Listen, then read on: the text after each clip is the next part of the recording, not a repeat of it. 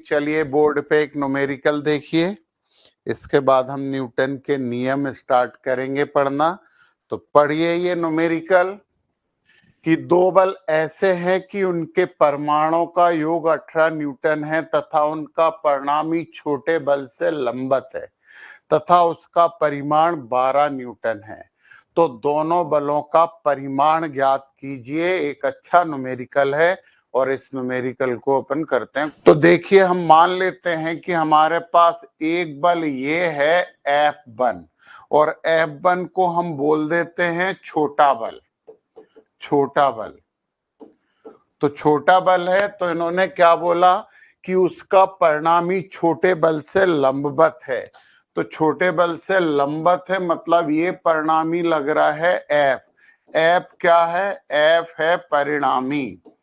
और छोटे बल के साथ ये कितने डिग्री का कोण बना रहा है? 90 डिग्री का कोण बना रहा है। और दूसरा बल, अब फैक्ट है कि दो बल का परिणामी इधर आ रहा है तो F2 हम इधर मान लेते हैं। तो F2 कौन सा बल हो गया? बड़ा बल हो गया। तो ये तो हमारा बन गया है चित्र। अब इन्होंने क्या दिया कि दो बल ऐसे हैं, उनके परिमाणों का योग 18 न्यूटन है। चलिए, परिमाणों का योग मतलब F1 प्लस F2 बराबर 18 न्यूटन। तो यहां से F2 बराबर यदि हम निकालना चाहें तो 18 माइनस F1, ये समीकरण नंबर 1 है। अब उन्होंने क्या बोला है कि परिणामी की दिशा दी है कि जो परिणामी है ना, वो परिणामी छोटे बल के साथ 90 डिग्री का कोण बनाए हुए है। तो हमारे पास एक दिशा का फार्मूला है और वो फार्मूला क्या था? tan alpha is equal to F2 sine theta बटे F1 plus F2 cos theta. ये हमने दिशा के लिए निकाला था। ये सदिशों में है, दिशा बताता है परिणामी की। तो परिणामी 90 डिग्री है, तो अल्फा बराबर 90 डिग्री हो गया।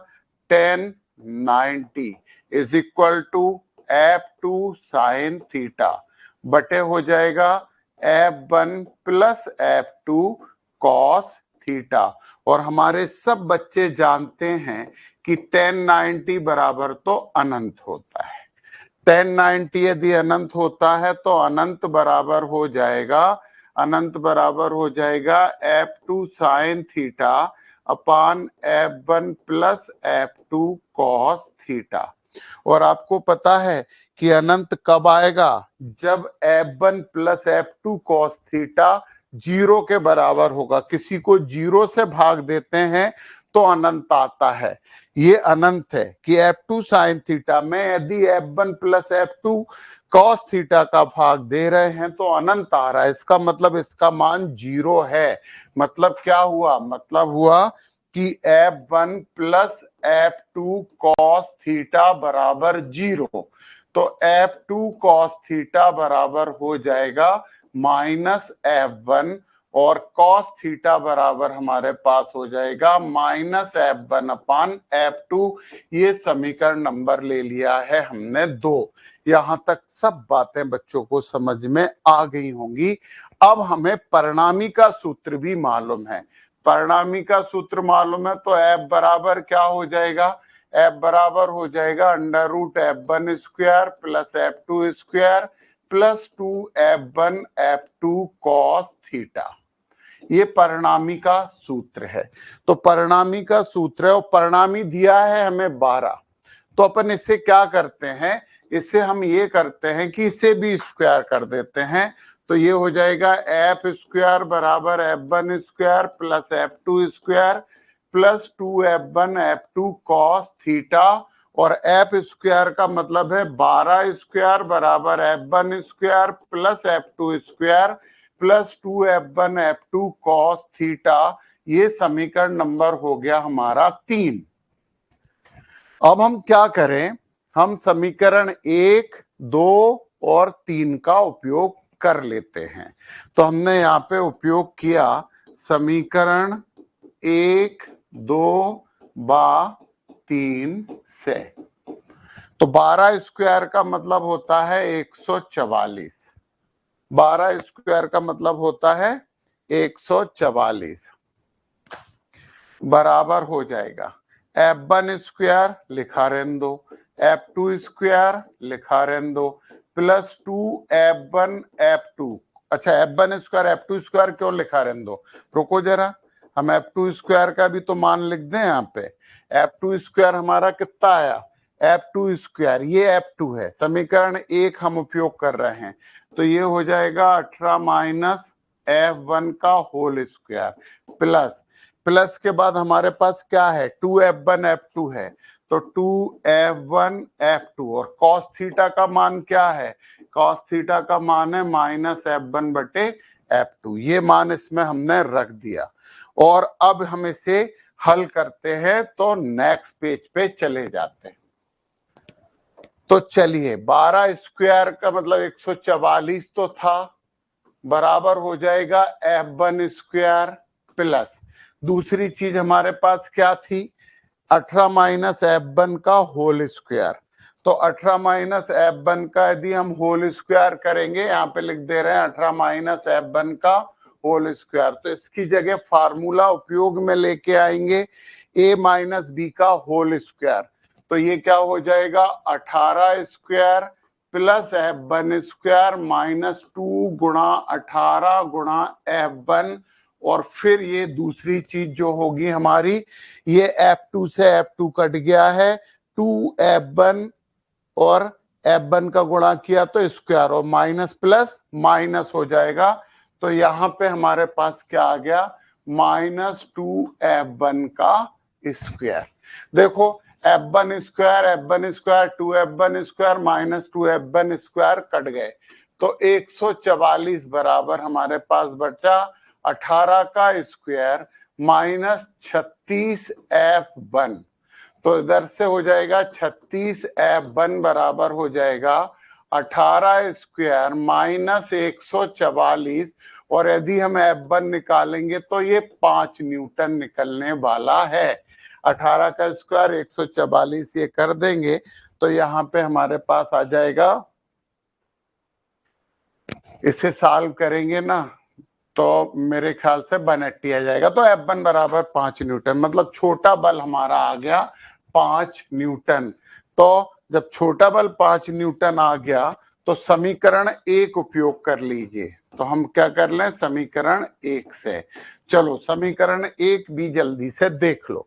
F में है F2 बराबर 18 माइनस F1, F1 तो हमारे पास आ ही गया है, तो F2 बराबर यदि हम निकालेंगे तो ये हो जाएगा 18 माइनस 5 बराबर 13 न्यूटन। तो हमारे आंसर हैं छोटा बल F1 बराबर 5 न्यूटन, बड़ा बल F2 बराबर 13 न्यूटन, और ये हमारे उत्तर थे। तो आपको ये न्यूमेरिकल समझ में आ गया होगा, ऐसा हम मान लेते हैं। यदि नहीं आया हो तो आप लोग पूछ सकते हो। तो इस तरह के आंकिक प्रश्न आपसे बनने ही चाहिए, बहुत जरूरी है। और चलिए, हम जड़त्व की बात कर चुके हैं और हमने बताया था कि जड़त्व कोई भौतिक राशि नहीं होती है। कोई भी वस्तु अपनी कोई सी भी स्थिति में परिवर्तन का विरोध करती है तो उसे जड़त्व कहते हैं। तो जड़त्व के कारण कोई वस्तु स्थिर है तो स्थिर ही रहना चाहती है, गतिशील है तो गतिशील ही रहना चाहती है, और सीधी रेखा में चल रही है तो वो सीधी रेखा में ही चलना चाहती है, क्योंकि उसकी दिशा परिवर्तित करने के लिए भी हमें बल लगाना पड़ेगा, क्योंकि वस्तु सीधी रेखा में ही चलना चाहती है। ये उसके जड़त्व का गुण है। तो बच्चों, ये हमने तीनों जड़त्व की बात कर ली थी, और अब हम यहाँ पे शुरू करते हैं न्यूटन के गति के नियम। हम यहाँ पे न्यूटन के गति के नियम, हम एक बात और बता दें आपको कि न्यूटन के गति के नियम से पहले जो जड़त्व के बारे में जानकारी दी थी, जो कि द्रव्यमान की माप है, और वो गैलीलियो गैलीली ने दी थी। जड़त्व के बारे में जो जानकारियां हमें प्राप्त हुई थी वो गैलीलियो गैलीली ने दी थी, और न्यूटन ने 3 नियम दिए हैं। बच्चों, सही बात तो यह है कि न्यूटन के तीनों नियम जड़त्व को ही परिभाषित करते हैं। हम देखते हैं कि कैसे जड़त्व को परिभाषित करते हैं। सबसे पहले हम यहाँ पे पढ़ते हैं न्यूटन का प्रथम नियम। न्यूटन का प्रथम नियम, पहला नियम न्यूटन का क्या था कि यदि बाहरी बल नहीं लगाया जाए तो वस्तु अपनी किसी भी अवस्था में परिवर्तन नहीं करती है। ये है न्यूटन का सिंपल सा फर्स्ट नियम। In the absence of external force, no any change in any kinds of position of body. A body in rest, then continuous in rest. Body in motion in a straight line, then body in motion in a straight line. No any change in any position. तो ध्यान दीजिए यहाँ पे कि जब कोई भी वस्तु स्थिर अवस्था में है तो स्थिर ही रहेगी। कोई वस्तु सीधी रेखा में गतिशील है तो सीधी रेखा में गतिशील ही रहेगी जब तक कि उस पर कोई बाहरी बल नहीं लगाया जाए। तो हम यहाँ पे यही वाली बात लिख देते हैं, कोई वस्तु स्थिर है तो स्थिर ही रहेगी, या सीधी रेखा में गतिशील है या सीधी रेखा में गतिशील है तो सीधी रेखा में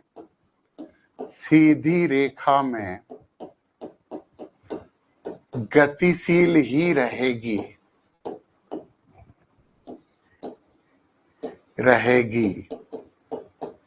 जब तक कि उस पर कोई बाहरी बल आरोपित ना किया जाए।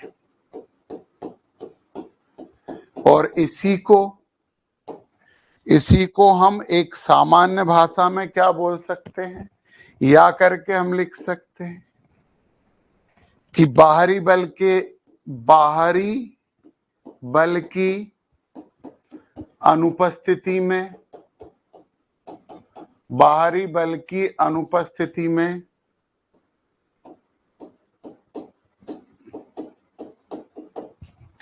वस्तु अपनी किसी भी अवस्था में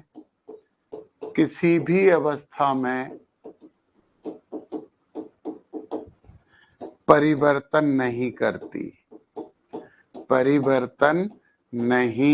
करती है।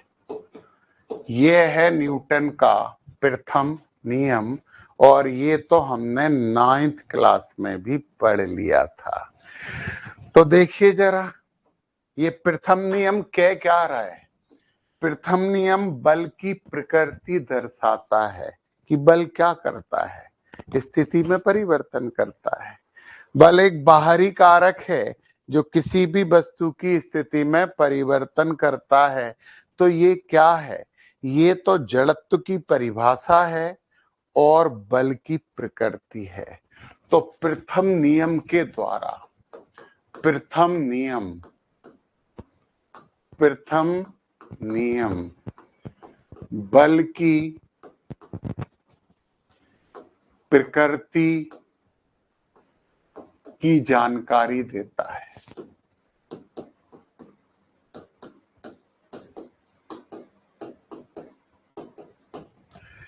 तो first law gives the qualitative information about force.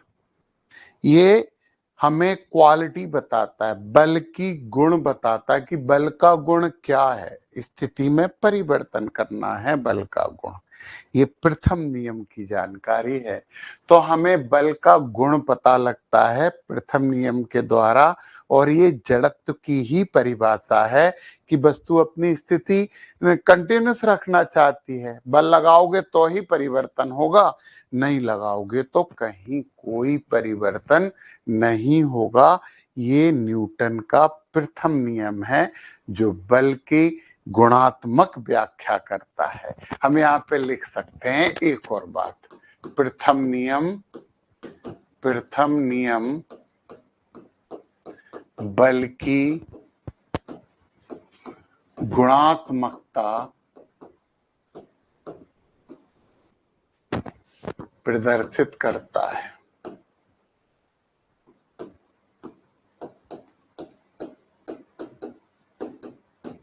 कि बल की गुणात्मकता क्या है?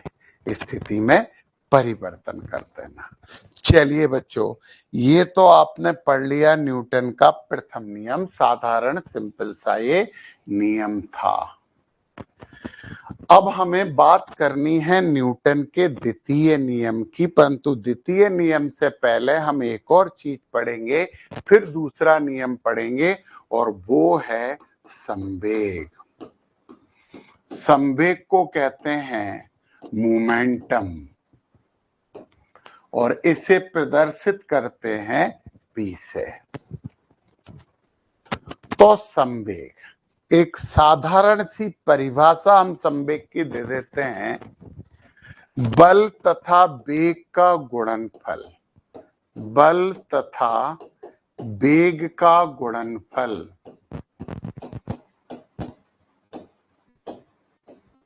संवेग कहलाता है। संवेग कहलाता है।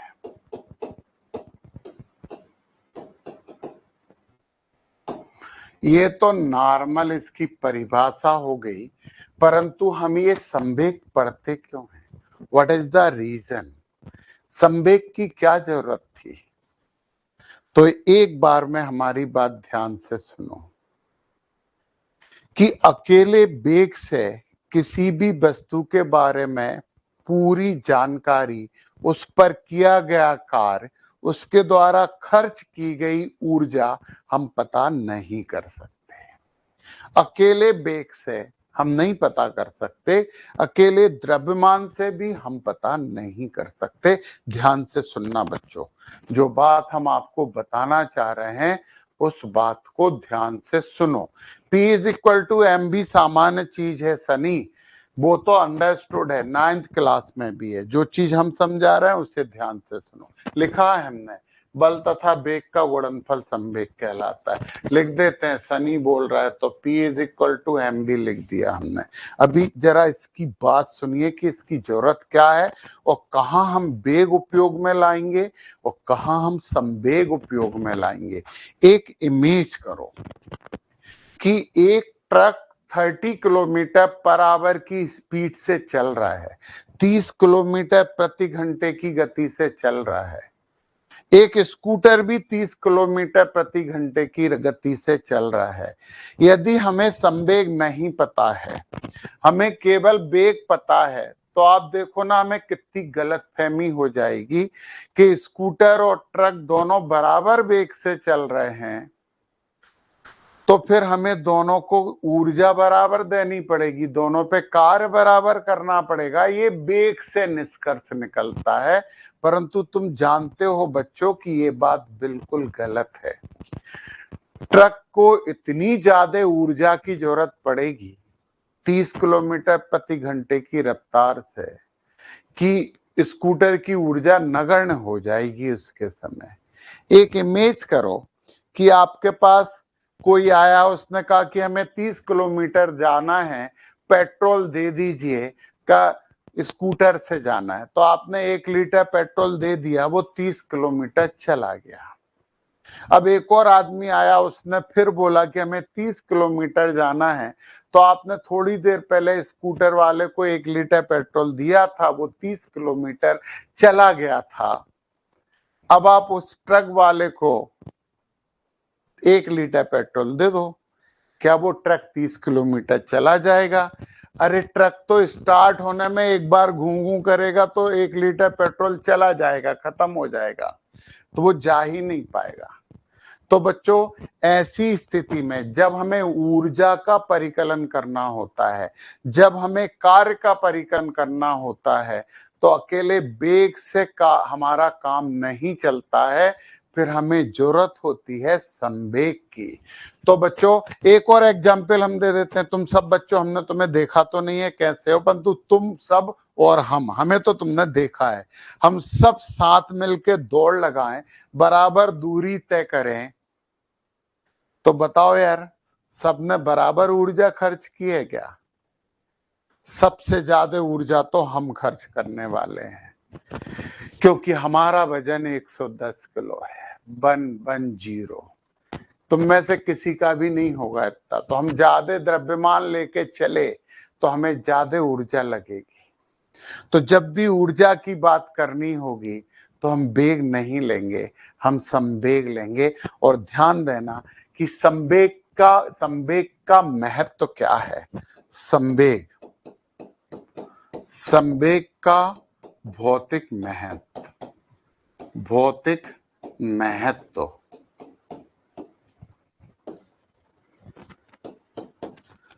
कार्य तथा ऊर्जा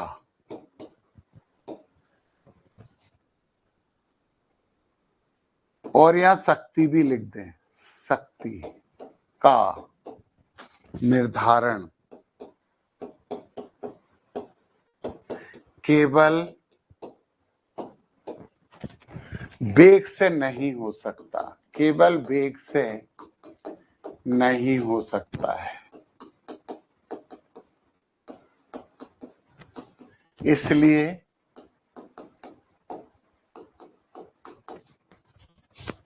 हमें संवेग की आवश्यकता होती है, संवेग की आवश्यकता होती है।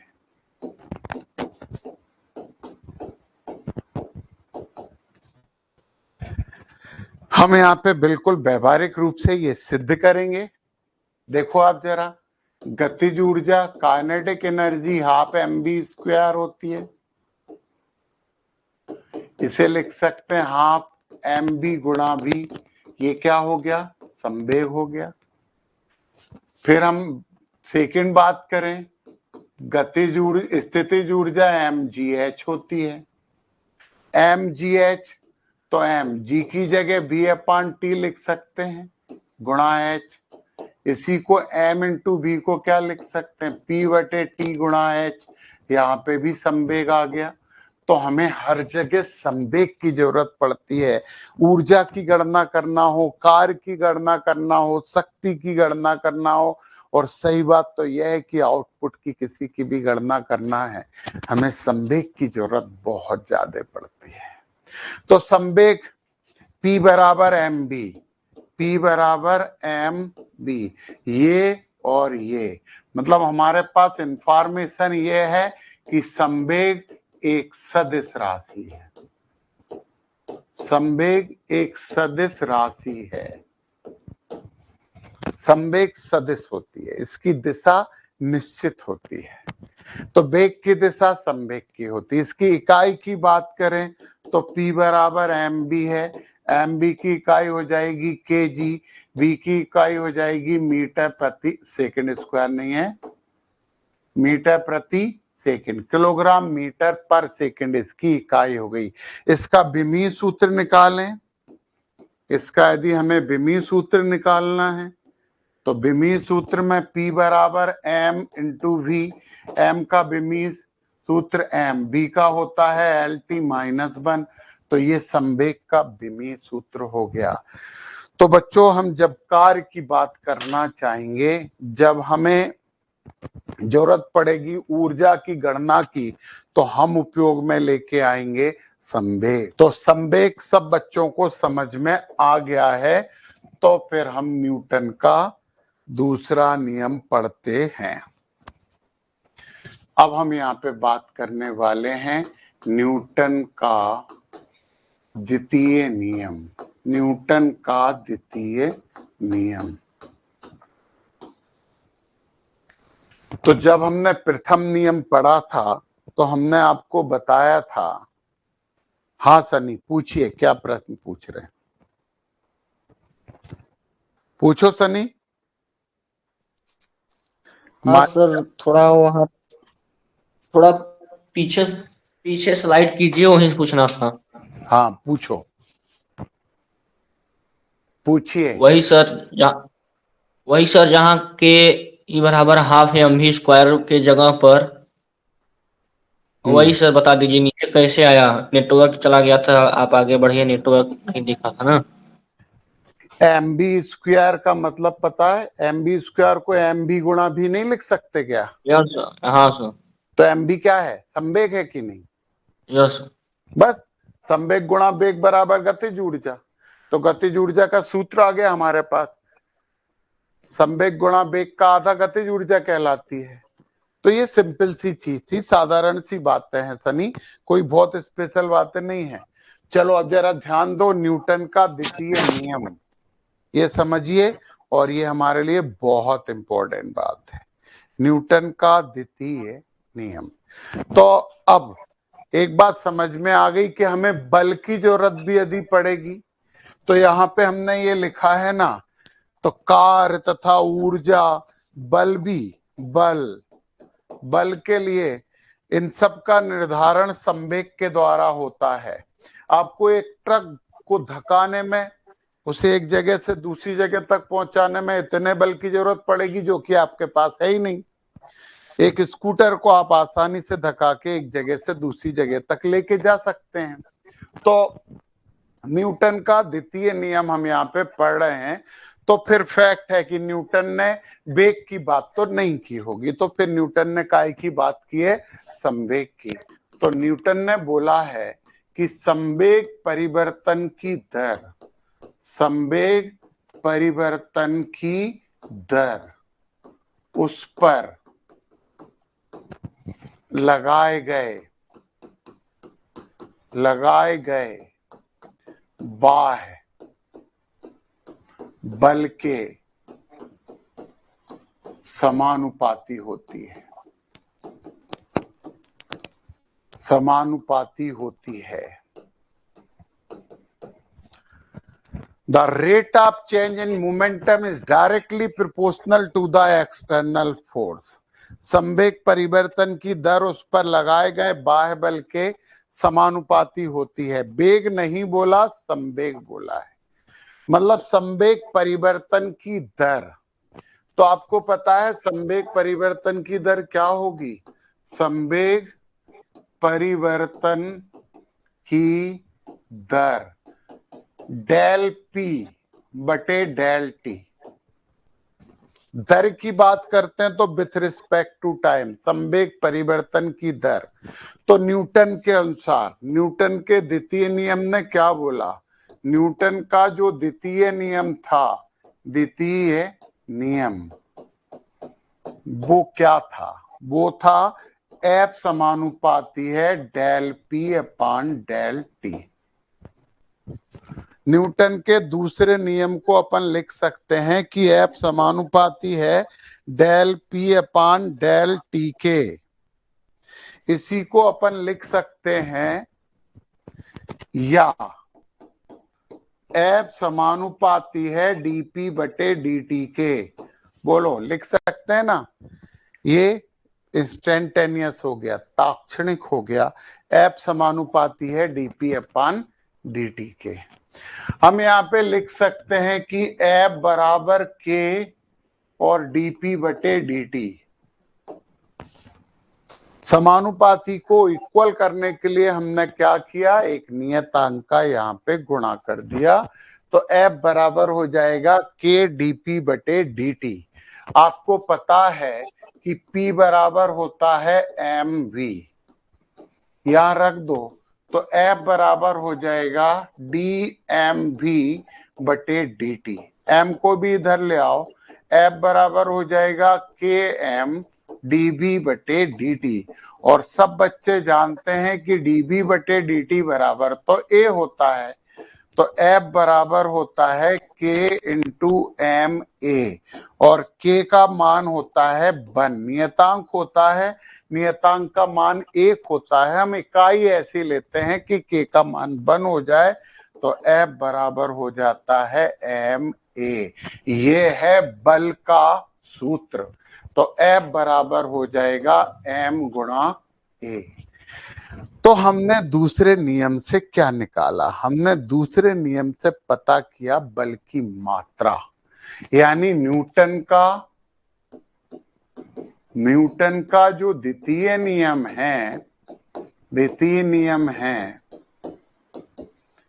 न्यूटन का द्वितीय नियम बल की मात्रात्मक व्याख्या करता है।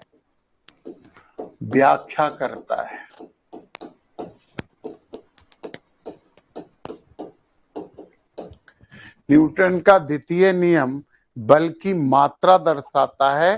पहला नियम गुणात्मक व्याख्या कर रहा था, दूसरा नियम मात्रात्मक व्याख्या कर रहा था। यानी second law of Newton gives the quantitative definition of force, quantitative analysis of force.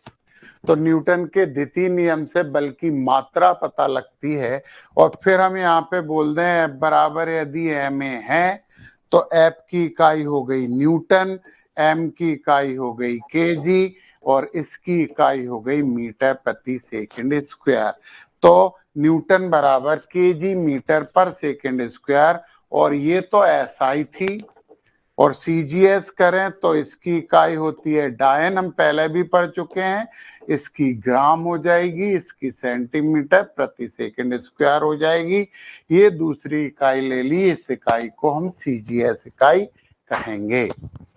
और इसका विमीय सूत्र यदि हम निकालें तो F बराबर एम ए होता है, m का कैपिटल M हो जाएगा और इसका LT-2 होता है त्वरण का। तो विमीय सूत्र इसका हो गया MLT-2। तो ये हमारे पास हो गया न्यूटन का द्वितीय नियम। अब हमें बात करनी है यहाँ पे न्यूटन के तृतीय नियम की। और न्यूटन का तृतीय नियम पढ़ने से पहले हमें एक और चीज पढ़नी होगी, और वो है हमारे पास आवेग। अब हमें यहाँ पे आवेग पढ़ना पड़ेगा। इसे हम बोलते हैं इम्पल्स, और इसे आई से प्रदर्शित करते हैं। तो बच्चों, बल आरोपित करने का समय परिवर्तित किया जाए तो बल का प्रभाव परिवर्तित हो जाता है। तो आवेग की एक सामान्य परिभाषा यदि हम लिखेंगे तो वो क्या है कि बल तथा समय का गुणनफल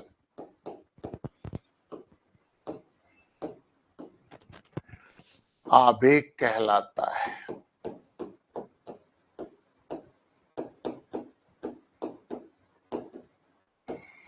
I बराबर हो जाएगा F गुणा T। बल तथा समय का गुणनफल आवेग कहलाता है। परंतु इसे समझना होगा हमें, आवेग, इम्पल्स, कि हम किसी चीज को धक्का दे रहे हैं, पुश कर रहे हैं। हमने 1 मिनट तक पुश किया तो जो भी आउटपुट मिला वो मिला। परंतु यदि हमने जितना बल 1 मिनट तक लगाया वो एक बार में लगा देंगे तो हथौड़ा पड़ेगा, वो चीज टूट जाएगी। तो बल समय पर निर्भर करता है। यदि बल आरोपित करने का समय परिवर्तित कर दिया जाए तो बल का प्रभाव भी परिवर्तित हो जाता है। तो जो हमारे काम की परिभाषा है, जो हमारे दिमाग में रहनी चाहिए, तो समय के सापेक्ष बल का प्रभाव आवेग कहलाता है। समय के सापेक्ष बल का प्रभाव आवेग कहलाता है। बच्चों, फर्श पे यदि कांच की कोई चीज गिर जाए तो टूट जाती है। यदि वो ही कांच की चीज फर्श पे कालीन बिछा हो, उस पे गिरे तो नहीं टूटेगी। क्यों? क्योंकि कालीन पे जब वो चीज गिरेगी तो वो नीचे जब टकराने के कारण जो बल लग रहा है, वो बल का समय बढ़ जाएगा। कालीन दब जाएगा ना, समय बढ़ जाएगा। और जब इसका समय बढ़ गया तो इसका मतलब क्या हुआ? बल का प्रभाव कम हो गया, तो वो चीज टूटने से बच भी सकती है। हमने क्रिकेटर का उदाहरण दिया था दूसरा, कि क्रिकेटर जब बॉल को कैच करते हैं तो हाथ ऐसे ही नहीं रखते, बॉल आती है तो हाथ पीछे करते हैं, ऐसे करके कैच लेते हैं। हाथ पीछे करके जो बॉल का उनके हाथ पे जो बल लगने वाला था, उस बल के परिमाण में वो कमी कर देते हैं समय बढ़ा के। तो समय बढ़ा दिया जाए तो बल के प्रभाव में कमी हो जाती है। हम फिर से बताएं कि यदि रोड पे रेत की ढेरी है तो आप अपनी छत से उस पे कूद सकते हो, आपको नहीं लगेगी।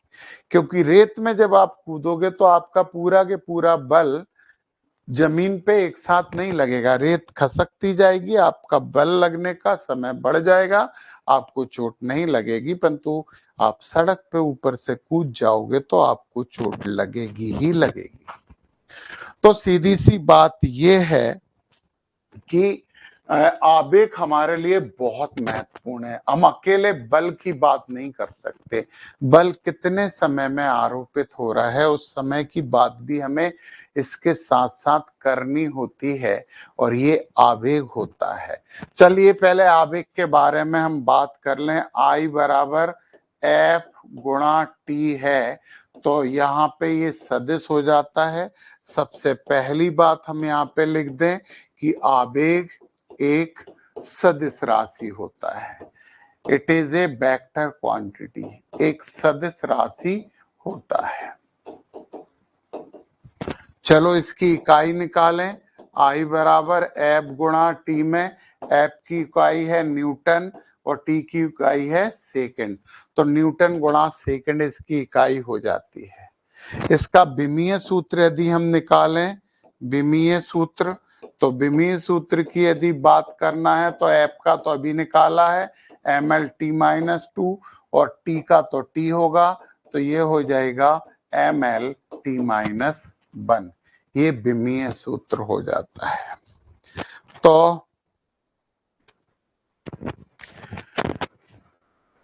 तो एक और बात हम आवेग के बारे में कह सकते हैं। आवेग टोटल इफेक्ट ऑफ फोर्स, बल का कुल प्रभाव आवेग कहलाता है।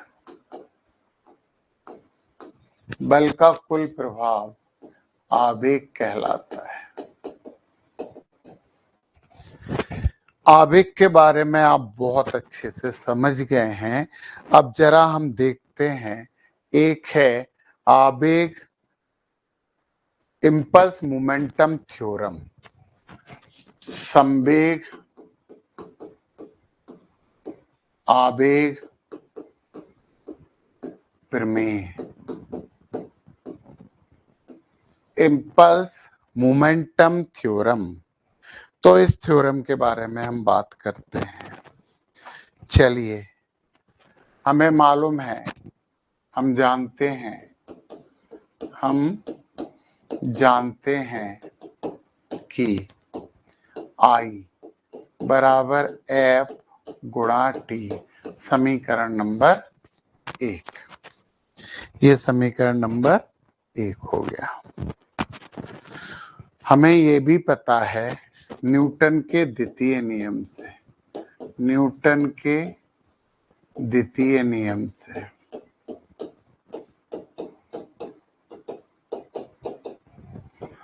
F समानुपाती है dP बटे dt के। इसे बराबर कर दें तो F बराबर K dP बटे dt। अभी थोड़ी देर पहले ही तो हमने बताया था कि तो बन होता है, और जब के बन होता है तो इसका मतलब क्या हुआ, एफ बराबर हो जाएगा डीपी बटे dt के। तो dp बराबर क्या हो जाएगा, f into D T. Cross multiplication कर दिया, इसे हमने दूसरी जगह वहां पे गुणा कर दिया उसका, तो dp बराबर हो जाएगा f गुणा dt। अब इसका कर दें इंटीग्रेशन, समाकलन करने पर कर दो dp p1 से p2 तक बराबर 0 से t तक कर दें f into D T. TP का समाकलन करेंगे तो क्या आएगा, p, ये है आपका p1, ये p2, f बाहर आ जाएगा, dt का करेंगे तो t, ये है 0 और ये है t। इस पे लिखें तो p2 माइनस p1 आ जाएगा, f ये t माइनस 0 हो जाएगा, तो p2 माइनस p1 बराबर f गुणा t।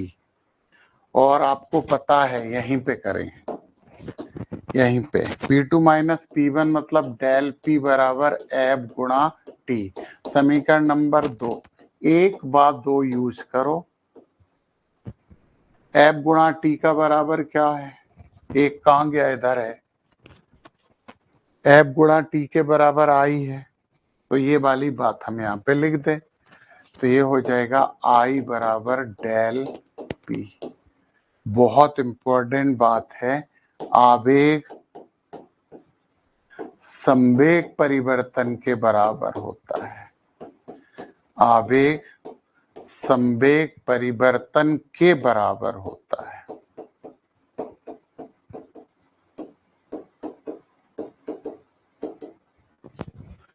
जब हम आवेग की बात करते हैं तो आवेग संवेग परिवर्तन के बराबर होता है। तो ध्यान रखिए कि आवेग करता क्या है, आवेग करता है संवेग में परिवर्तन, आवेग करता है संवेग में परिवर्तन।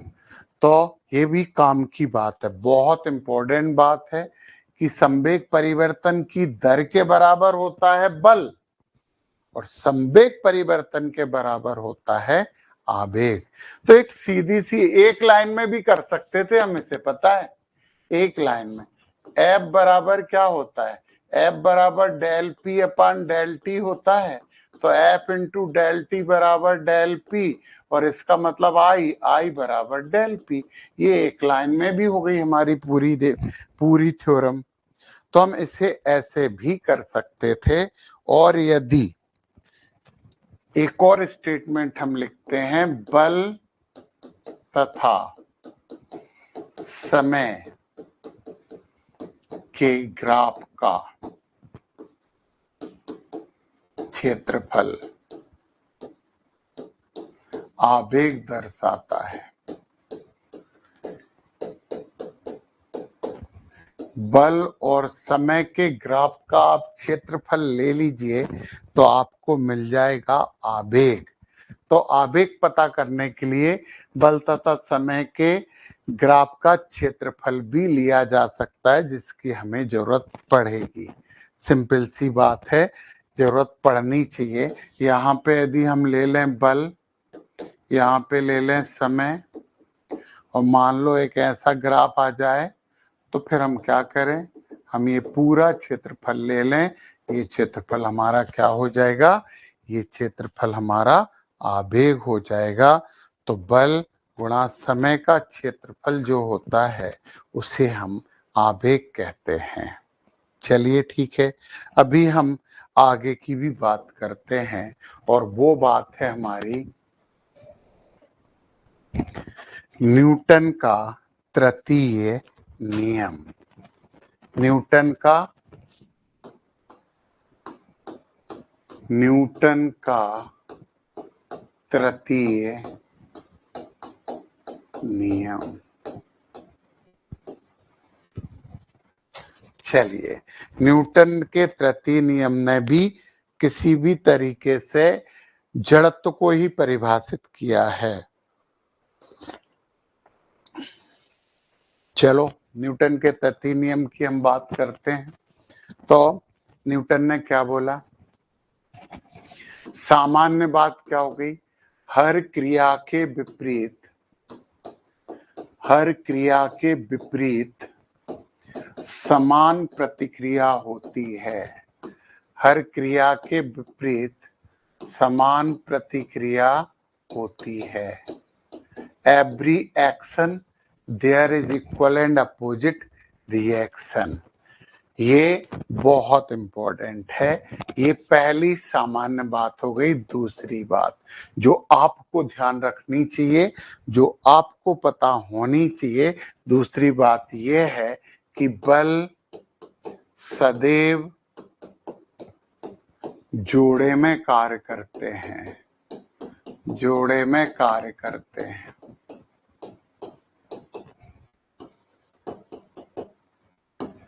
बल हमेशा जोड़े में कार्य करते हैं। तो बल सदैव जोड़े में कार्य करते हैं।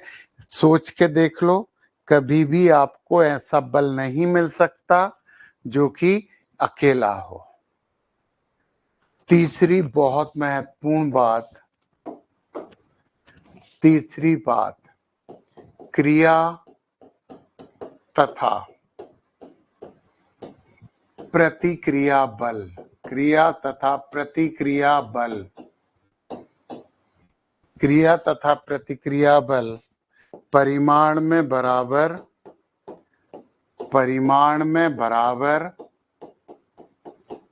तथा दिशा में विपरीत होते हैं। F12 है तो ये हो जाएगा -F21। एक पे दूसरे पे लगा रहा तो दूसरा पहले पे लगा रहा है, तो ये विपरीत हो जाते हैं। यहाँ पे ऋण चिन्ह हमें लगाना होता है। तो F12 is equal to -F21। ये हमेशा विपरीत दिशा में कार्य करते हैं। तीसरी और महत्वपूर्ण बात, और क्रिया तथा प्रतिक्रिया बल। क्रिया तथा प्रतिक्रिया बल सदैव दो विपरीत वस्तुओं पर कार्य करते हैं। एक ही वस्तु पे ये क्रिया और प्रतिक्रिया बल कभी कार्य नहीं करते। आपने दीवार में हाथ मारा, आपने दीवार पे क्रिया लगाई, दीवार आप पे प्रतिक्रिया बल लगाएगी। तो reaction and action force always act on two different bodies.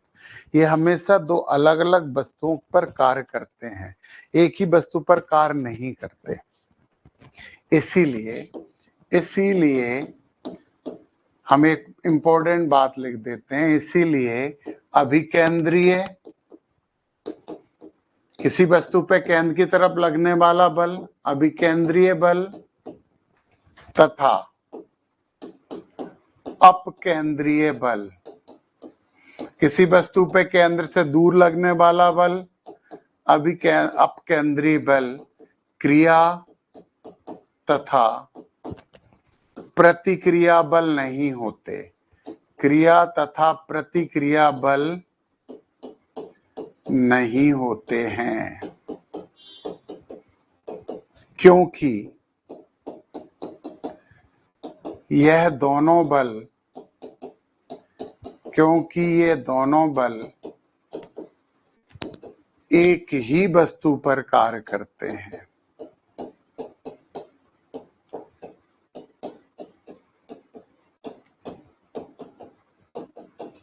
क्रिया और प्रतिक्रिया बल दो विपरीत वस्तुओं पर कार्य करते हैं। ये कभी भी एक ही वस्तु पर ये कार्य नहीं करते हैं। जबकि अपकेंद्रीय बल, कोई वस्तु गति कर रही है, ये तो इधर लगेगा अभिकेंद्रीय, इधर लगेगा अभिकेंद्रीय,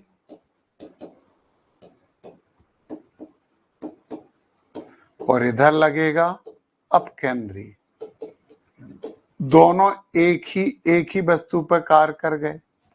जब दोनों एक ही वस्तु पे कार्य कर गए तो फिर ये दोनों बल जो हैं वो क्रिया और प्रतिक्रिया बल नहीं हो सकते हैं। ये दोनों बल नॉर्मल सामान्य बल होते हैं। तो इम्पोर्टेंट बात ये है कि क्रिया और प्रतिक्रिया बल हमेशा दो विपरीत वस्तुओं के मध्य कार्य करते हैं। ये कभी भी एक ही वस्तु पर कार्य नहीं करते हैं। तो न्यूटन के तीसरे नियम के लिए हम यदि कुछ उदाहरणों की बात करें, हम तैर पाते हैं न्यूटन के तृतीय नियम से। हम पानी में हाथ पीछे करते हैं तो ये क्रिया लगती है, पानी हमारे ऊपर प्रतिक्रिया लगाता है जिसके कारण हम तैर पाते हैं। हम चल भी पाते हैं केवल न्यूटन के तीसरे नियम से। हम जमीन पर, फर्श पर क्रिया बल लगाते हैं तो जमीन हमारे ऊपर प्रतिक्रिया बल लगाती है। तो हम चल भी पाते हैं क्रिया और प्रतिक्रिया बल के कारण। तो न्यूटन का ये जो तीसरा नियम है हमारे जीवन में बहुत आवश्यक तो है ही। तो बच्चों अगली क्लास में बात करेंगे, तब तक के लिए नमस्कार।